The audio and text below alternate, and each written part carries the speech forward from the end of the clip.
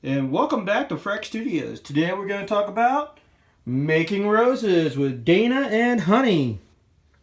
It's all about roses today.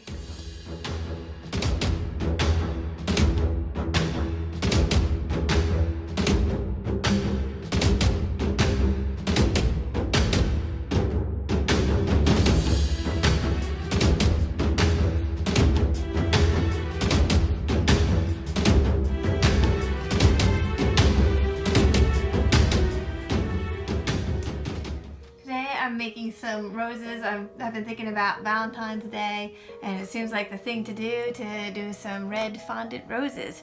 So I started out with this red fondant, and I added some red food coloring to it as well, just to get it a little darker, since when it came in the package it wasn't quite dark enough.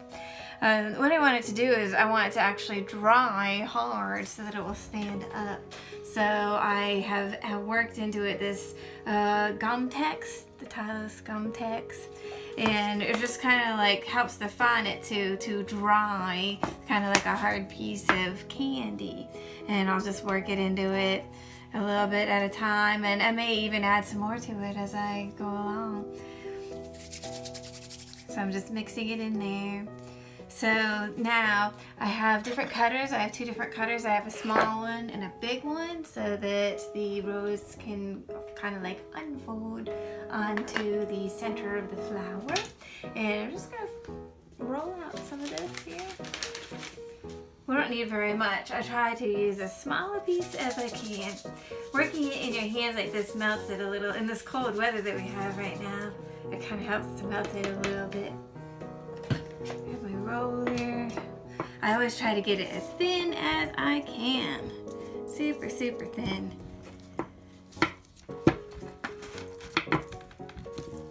Takes a little bit of patience, but it's worth it. In nature, roses have very thin petals, so I try to think about nature.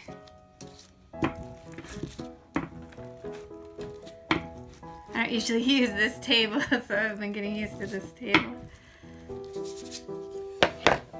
Alright, so I tend to use a reverse cutting method, so I actually turn it upside down.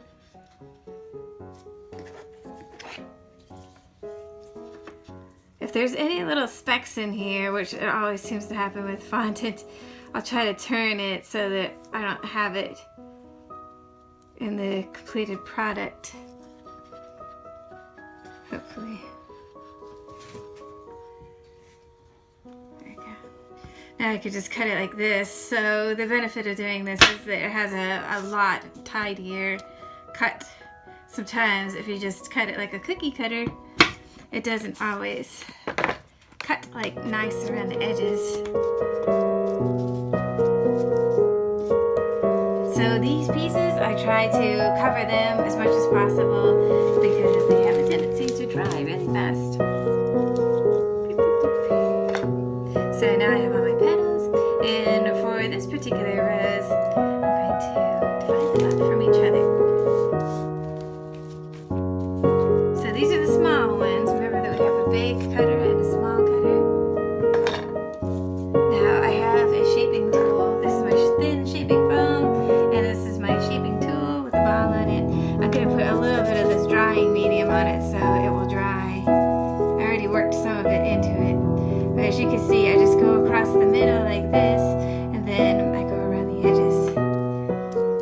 Now, you have to work really fast with these things because they have a tendency to dry really quickly.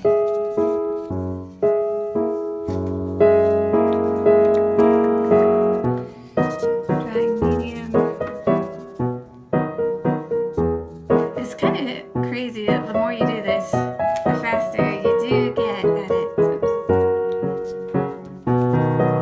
To just put in my favorite movie and just kind of like have my favorite snack and sit and just make flowers and make flowers. The time goes by really quickly.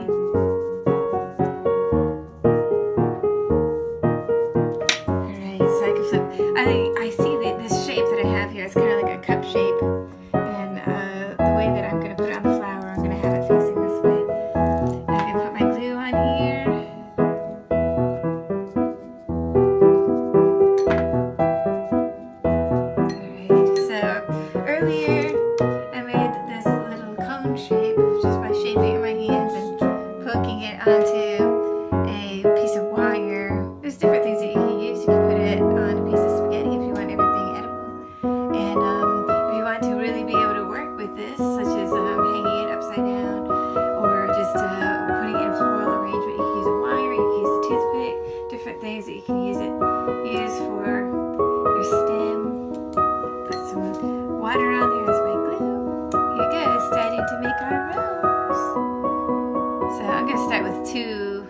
petals here. And again, we have to work really quickly because it does start drying. My hands have red food coloring all over them. Looks like I murdered somebody. These kind of like interlock with each other. So I have a tendency I'll press on the bottom down here and leave the top part loose. You can see that's loose there, but it's tighter at the bottom. I don't mind if it has some of that powder on it, because I feel like it makes it look more like a real flower. Okay, that's my first ones.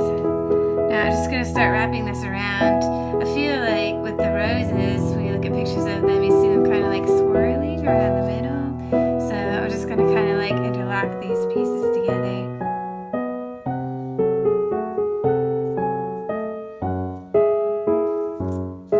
They're really drying fast.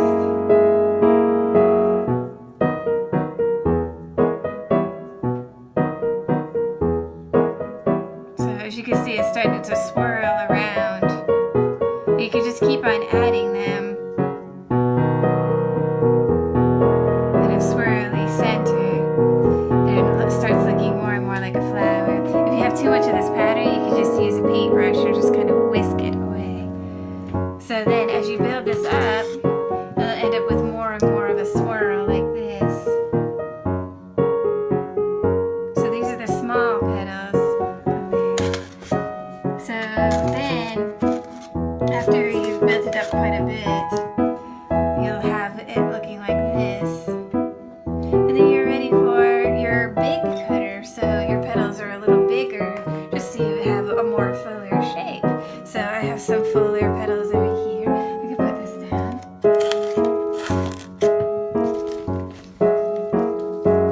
These are my bigger petals.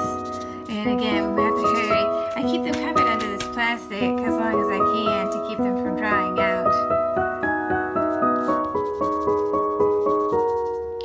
The red color, when it comes to the fondant, I tend to, if I want red or black, I'll buy it that color, because it's really hard to color it, like to add your frosting colors to it. It will get really mushy. You have to add a whole lot of red or a whole lot of black to get those colors. So I tend to just buy it red already, but I still do doctor it up by adding more red or whatever color I want. I may add a little bit more to it, but I like to start with the base.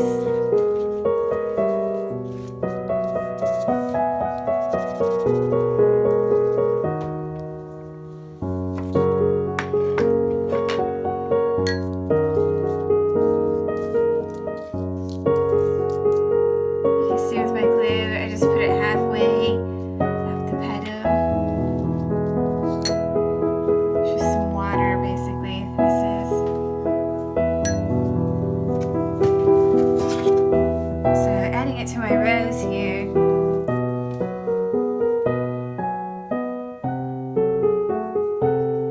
little glue. So when these bigger petals, once I put it on here, what I want to do is I have a toothpick. I'm just gonna kind of like wrap it around the toothpick. You can see the edge just a little bit, one side, and then the other side. So it has more like a rose petal shape there. So then I'll just keep adding these petals to it until it gets to being the size that I want to have. I can keep on adding it. I can make it as big as I want or as small as I want. And that is kind of helpful sometimes. You can have some closed petals and some bigger petals. I mean, some small flowers and some big flowers.